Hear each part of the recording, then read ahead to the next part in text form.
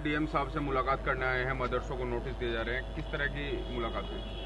माननीय जिलाधिकारी महोदय को हमने अवगत कराया है कि हमारे जनपद में 12 मदरसों को नोटिस दिए गए और 2009 का जो कानून है बाल शिक्षा अनिवार्य अधिनियम उसके तहत दिए गए।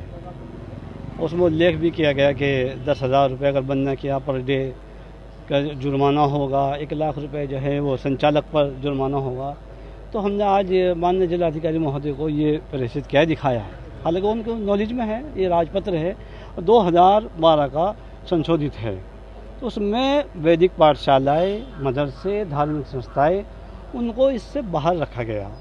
तो संविधान संविधान है, देश के संविधान का हमें पालन करना चाहिए, आदर भी करना चाहिए और हम करते हैं, दिल की गहराई से करते हैं। मदरसों को या धार्मिक संस्थाओं को, वैदिक पाठशालाओं को उसमें अगर बाहर रखा गया है तो शिक्षा विभाग को फिर ऐसा नोटिस नहीं देना चाहिए। माननीय जिलाधिकारी महोदय से आज बात की गई है, उनसे कहा गया है कि आप शिक्षा विभाग से बात करके इन नोटिस को वापस कराएं। क्या मानते हैं आप, नोटिस किस लिए दिए जा रहे हैं? नोटिस देखिए, ये हो सकता है कि कोई कन्फ्यूजन हो, वो समझ ना पाए हों, कुछ भी हो सकता है इसमें, ये तो वही बताएंगे। लेकिन मदरसे सिर्फ धार्मिक तालीम देते हैं, ना कोई क्लास चलती है, ना कोई ऐसा स्पेशल ख़ास सिलेबस है उनके यहाँ, उस तरह के कोई एग्ज़ाम भी नहीं होते और बच्चे पार्ट टाइम भी आते हैं, स्कूल जाने वाले बच्चे भी आते हैं।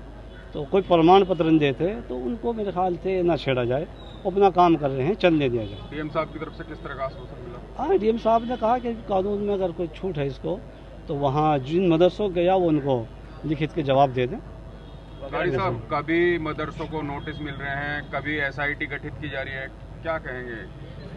देखिए, हम ये समझते हैं, हमारा मानना यह है कि इसको समझना चाहिए, मदरसों की भूमिका को समझना चाहिए, उनके योगदान को समझना चाहिए कि राष्ट्र के निर्माण में मदरसों का क्या योगदान है, देश की आज़ादी में मदरसों का क्या योगदान है।